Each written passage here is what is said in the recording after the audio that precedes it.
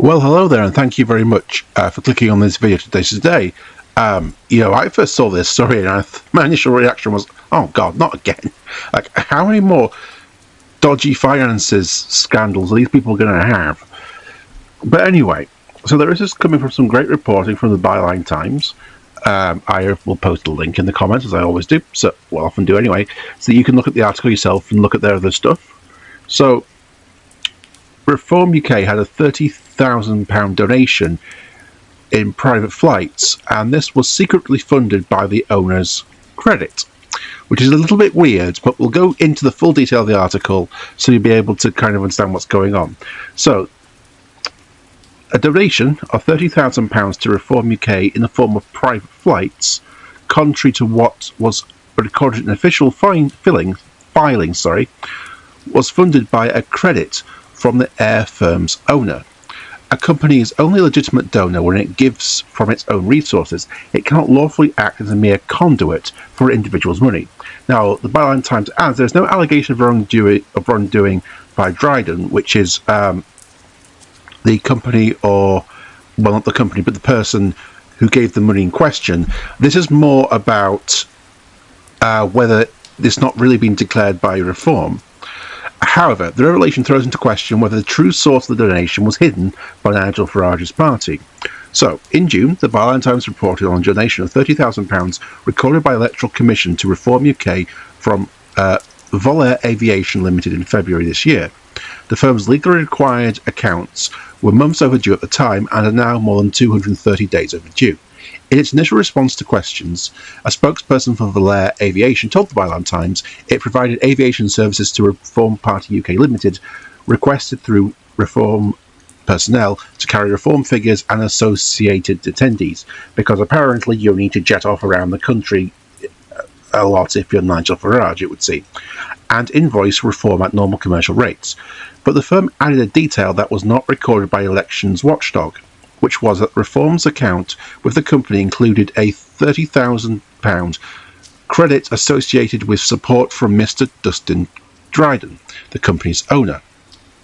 Now, if the £30,000 in value actually came from Mr. Dryden personally, and the company was simply a vehicle to pass it through, then the true donor is Dryden, and Reform UK recording Volair Aviation Limited as a donor with the Electoral Commission was inaccurate. So, Companies House records describe the South African-raised businessman as British and a resident of the UK. He is on the UK electoral register, and would himself be a permissible donor. The question is whether Reform hid the true source of its funding for private flights. So, one thing to bear in mind is that party treasurers are legally responsible for delivering accurate donation reports and for verifying permissibility within 30 days of receipt. If Reform knew, or ought to have known, the true source differed from what was filed, it is potentially legally exposed. So, Byline Times has been investigating, it says here in the article, and I've read some of this before. I've not actually made videos about it, but I've read some of this. Byline Times has been investigating a number of companies with late corporate filings, insolvency issues, and strike-off actions, which have nonetheless donated huge sums of money to Reform UK in the past 2 years. The £30,000 unreported credit from a private flights company owner is just the latest in a long list of unanswered questions about Reform UK's financing, including the, as I've made videos about, and as I'm sure you've seen, including the true nature of the £5 million gift to Nigel Farage from the Italian-based crypto billionaire Christopher Harborne before the 2024 general election, unreported funding from the convicted fraudster Joel Cottrell, and the source of funds from his mother's £750,000 donations to Reform in recent years. And there's also the National Crime Agency also looking into various money transfers to Reform UK as well. So there is a lot of investigations going on to Reform's finances. So, to continue to this, so the Electoral Commission said it was aware of this matter and is considering it under our regulatory remit. On being pressed, the political finance regulator confirmed that the matter is not the subject of investigation by the Commission. Dr. Sue Lawley, Executive Director of Spotlight on Corruption, told the Byline Times, "These new revelations, piled on top of the other recent stories, expose the ongoing loopholes in our political finance rules, which still need to be tackled. We urgently need more robust requirements on donors, whether individuals or companies, to declare whether they are actually the true donor, so as to make the criminal deterrent against individuals acting as intermediaries far stronger." And Dr. Holly called for strong enforcement, including through a properly resourced electoral commission working with a specialised police force to police the rules. Without proper enforcement, money that comes from impermissible sources will continue to seep into our politics, she said. And to kind of pile on to this, Tom Brake, the director of campaign group Unlock Democracy, called for complete clarity over who paid for these reform flights and certainty that the donation has been recorded accurately. And so Brake, a former Lib Dem MP, argued that the public are increasingly wary of the impact and source of large political donations. Political donations are a real issue. We need to know who is donating to Reform, or any other political party for that matter, who they are, how much is being paid, and what exactly are they getting out of this. And when you start to see this, and we've seen this in a lot of the financing for Reform, this real blurring of the lines between personal payments and payments coming from companies. And so it then goes on to say the long-term solution is to reduce the maximum personal or company donation to £5,000 and close down all loopholes that allow foreign money into UK politics. So let's go to what they have actually, what the company and the person that runs it have said in response. So in a joint response for Valair Aviation Dryden in July, the company stated that nothing in its earlier correspondence was intended to express a legal characterization of those arrangements for the purposes of electoral legislation or electoral commission reporting, and that it has described the arrangement solely as it's reflected in its own records. It declined to comment on the electoral commission's filing for the £30,000 in flights, the legal characterization of the donation, third-party reporting obligations, or the application of electoral law, saying these were matters for Reform UK and the Electoral Commission. Now, interestingly enough, the firm also failed to deny that Dryden personally funded the £30,000 and did not answer questions on that point. The spokesperson then said they would not engage further in correspondence. So let's just go into a little bit about Dryden himself. So in interviews, Dryden stated his origins are South African and Zimbabwe, and moved from South Africa to the UK in the 90s. He's listed as British and a resident in the UK on Companies House records. Before Valair, Dryden founded and ran Hangar 8, a business jet management and charter firm based at London Oxford Airport, the same base that Valair uses now. It listed on London's alternative AIM stock market and grew rapidly, at one point reporting over £12 million in annual profits and expanding into Africa and emerging markets. Hangar 8 managed jets for wealthy clients. That's probably how he made connections with Nigel Farage in the first place, because he's a rich bastard. So, in a December 2014 reverse takeover, Gamma Aviation bought out Hangar 8 and Dryden subsequently left the company. At the time of his departure, his shareholding was valued at £8 million.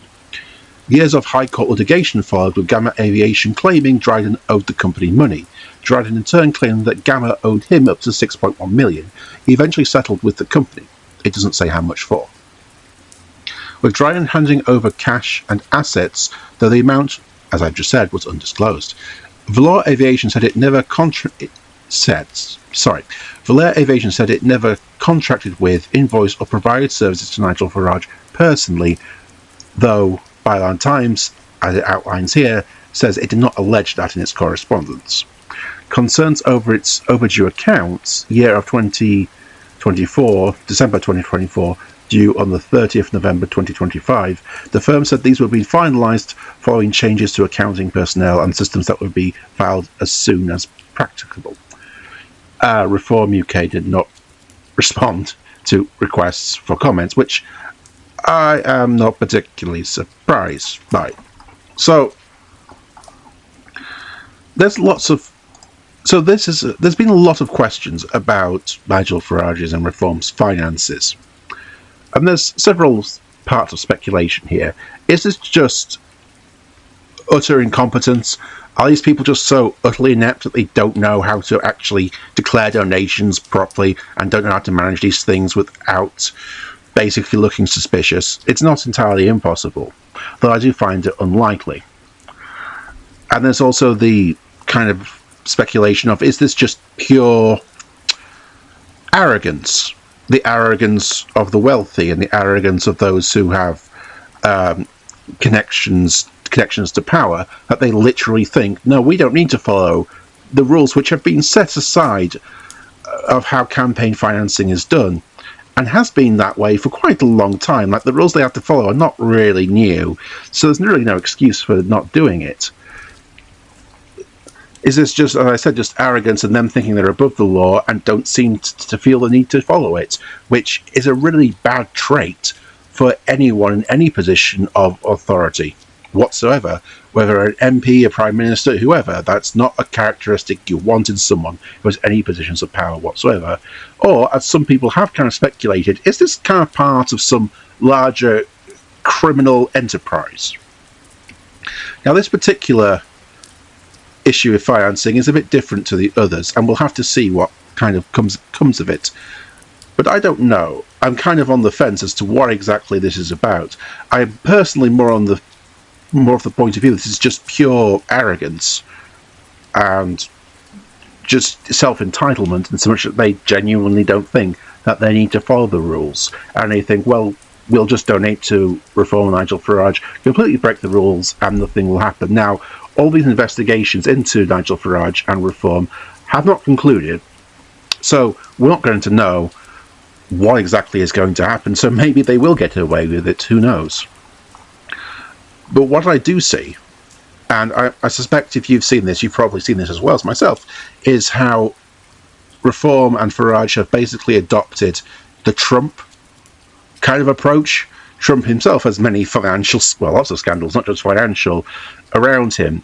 And as part of his defense, they just continually just go on the attack, play the victim, say, oh, it's a conspiracy, it's a witch hunt, all of these things, that it's just not true. It's just it's just a very cynical and deliberate way of trying to suppress news that they don't want to hear, and try and suppress investigations into their finances, because political finance scandals happen from time to time. It's not unique to Reform. There'll be people after Reform that will be involved in these kind of scandals as well, so it's not unique to them. But at this particular moment in time, they have been exposed as being one of the worst, perpetrators of it.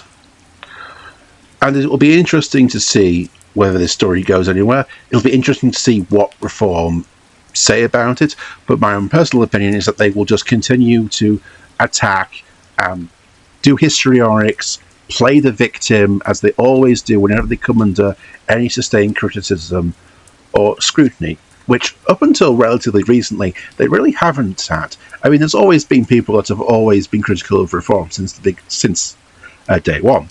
But when it comes to actual scrutiny by big publications, I mean, there's always been people like Violent Times and other kind of smaller journalists and other journalistic outlets that have reported on Reform's somewhat dodgy finances in the past, but it just wasn't really picked up. It just didn't get into the public sphere. And this time it really has, from revelations from the Times, the Guardian, and it's been reported throughout all other outlets. So it'll be interesting to see where this goes. And it would appear, from this anyway, that it's very possible that Reform did not declare this when they really should have. And it'll be interesting to see, as I've said a few times, what else is there? How much more to this story is there? Well, I will certainly keep an eye out, and I hope the Byline Times, does more about this, because I'm certainly interested. And anyway, guys, thank you very much for joining this little ramble. My little videos I do are not scripted. You know, I have my notes. I have notes of things that I take down here, but they're not scripted, which is often why when I'm reading the notes that I've made, I often stutter or go quite a lot. It's a little bit of a rinky-dink operation here, but that's just the way it is at this moment in time. So thank you very much for tuning into this video, and I will catch you later. So you have a good day. Bye bye.